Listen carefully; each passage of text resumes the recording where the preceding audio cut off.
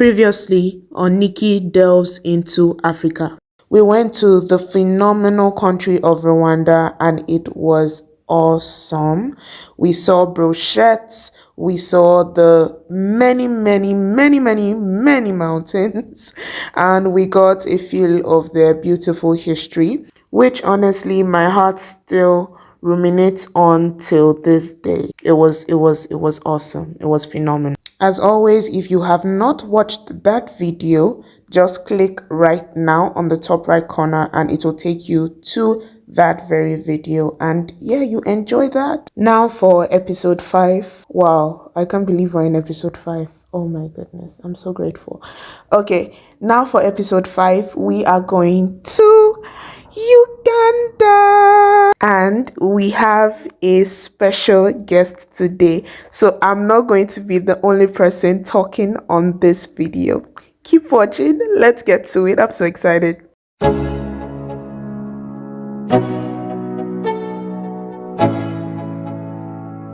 Let's go. This is chapati, and it is the second most important ingredient needed to make the Ugandan rolled eggs, aka Rolex. We're going to be making both the chapati and the rolled eggs today. Okay, so now we're going to be talking a little bit about Uganda's location. Okay, so Uganda is a landlocked country located in East Africa, and it is bordered by Kenya, South Sudan, the Democratic Republic of Congo, Rwanda, and Tanzania. Its capital is Kampala, and they have a population of about 46 million people.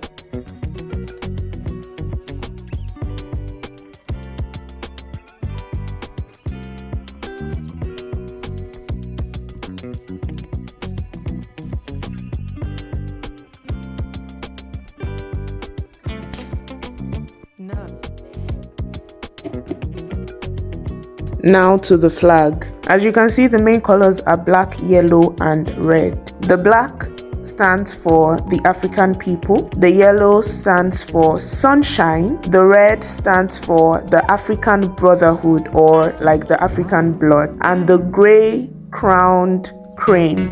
It is a crane. Please, I'm saying this on behalf of my Ugandan people. It is not a chicken. It is not a chicken. It's a crane.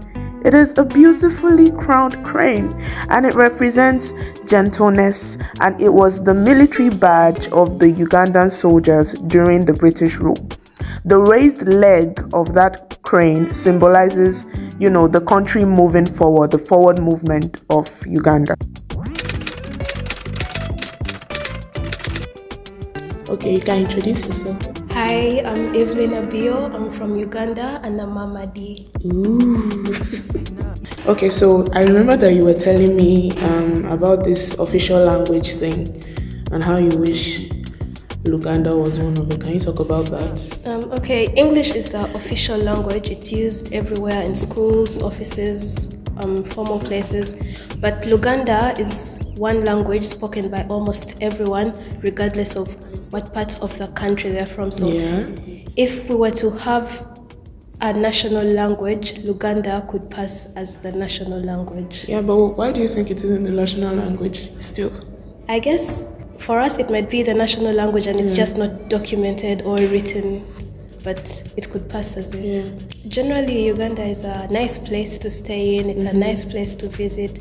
The people are very hospitable, and Ugandans love to enjoy life. You said that they love to party. Yes, they love to party. The economy in Uganda during day is different from the nighttime economy. Wow. In the night, somehow everyone has money to go out and have a good time.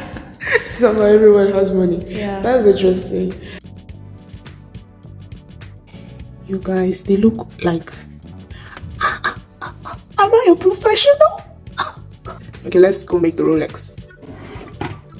Okay, can you tell me about some of the foods and maybe some particular occasions you eat them? Okay, one of the most commonly eaten foods is matoke. Matoke is green bananas. So matoke is usually prepared by steaming. It is usually steamed in banana leaves. And it's really nice, and it's sweet. It's usually eaten with like chicken soup or granite stew. The granite stew It's basically granuts, which are, let's say it's blended, but it's not like fried before, it's blended, and then you have to cook it. But it's really tasty, and it's also usually sweet. Personally, that's my favorite food to eat.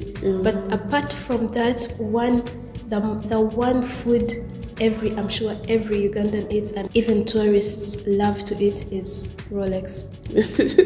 Rolex, that's the standard. And it can be eaten as a snack, you can eat it as a meal. It works any time of the day. Then do you guys eat? I saw that you guys ate ugali. Is it that frequently? Yes, but we don't really call it ugali. We call it posho.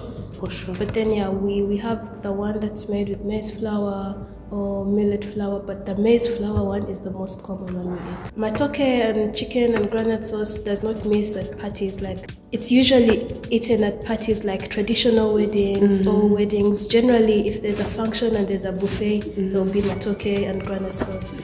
The whole time I stayed in Uganda, one of my most interesting experiences was boarding school. As much as many of the schools are strict and there are a lot of rules to adhere to, somehow the friends you made in boarding school just kept life going and made life happier, and I still have some of those friends still now. So boarding school was one of the best experiences. Well, thank you, Evelyn. Welcome. Thank you so much. Well, guys, that was the lovely Evelyn. I hope you enjoyed it. And I'll just quickly mention that it was this part that I then flopped. I didn't read the instructions very well. So when I was making it, I was just questioning myself because it kept breaking as I was flipping. You will see this now. And this took me like 2 more tries before I was able to perfect it, because I realized that you have to like fry the egg on both sides completely before you put the chapati. I think some people do it this way, but they're professionals. I'm not a professional. So I was meant to flip it like this first, then put the chapati, but I didn't know. So I messed it up the first 2 times, but at least I got it right. And the crowd goes wild. And pick up the pieces and act as if nothing happened. Okay, so I'll just fill us up with some very, very quick facts. Uganda's currency is called Ugandan shilling, UGX, and 3,768 UGX is equals to $1. Now for religion, 84.4% of Ugandans are Christians, 13.7% are Muslims, and 1.9% are others. Uganda has 11 cities in total, but over 90 districts. I also want to mention that though Luganda and English are most common languages spoken in Uganda, they have over 80 other indigenous languages and up to 56 tribes. Alright, then let's go to the places you have to visit when you go to Uganda. First is Bwindi Impenetrable National Park. It is a primeval forest. Primeval meaning that it's a forest that has been allowed to grow without much disturbance by man, and it has so attained like a great age, and it has shown like a lot of unique biodiversity, species and features. So it has been allowed to grow since it started growing. So you can imagine how old and then how crazily, diverse the amount of species will be there. Its name, Bwindi Impenetrable, comes from the amount of the extensive strands of bamboo and thick forest ground covered by ferns and vines. So these ferns and vines and everything make it very, very hard to walk or to access the forest on foot, but I guess people do it. It's also one of the few places that you can see the endangered mountain gorilla in its habitat, and it takes a lot of trekking. Would you want to visit there? Let me know in the comments. Next is the Murchison Falls National Park. It has the Murchison Falls, which is where the Nile River passes through a small space and then creates a gorgeous 140-foot waterfall, which of course is accompanied by the thunderous sound of the fall hitting the water below. There's also the Kibale National Park and the Sese Island, which is a group of islands found on Lake Victoria, which is Africa's largest lake by area. If you were planning on going to Uganda soon, is there any of these places you would like to visit first? Let me know in the comment section. For now, let's go and taste this Rolex.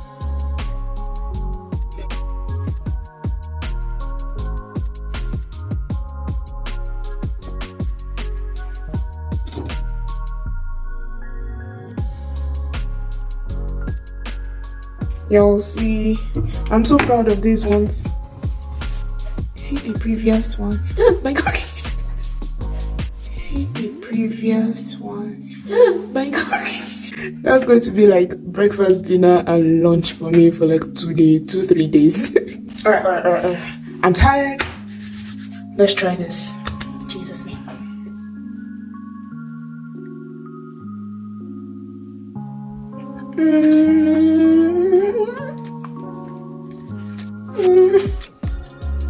Oh wow. Yo, I was like surprised because it's so simple. It's a very easy recipe. Well, once you get the chapati and the egg right, but like in general, it's just eggs and a wrap. Yet I don't know, was it the work I had put in? Was it the soul in the food? It just hit the spot. It was really good.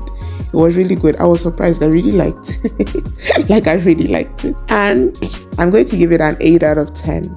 Yes, I'll give it an 8 out of 10. It was really good. Okay, fam, well, that is all for today. Please do not forget that the full recipe is always in my description box. And please take note of the tips for whenever you want to make them. Please do not forget to like, share, and subscribe again. Share. Please do share. And see you in episode 6. What do you think episode 6 will be? Let me know in the comment section. Well, that is all for now, guys. Bye. God bless you and have a lovely day.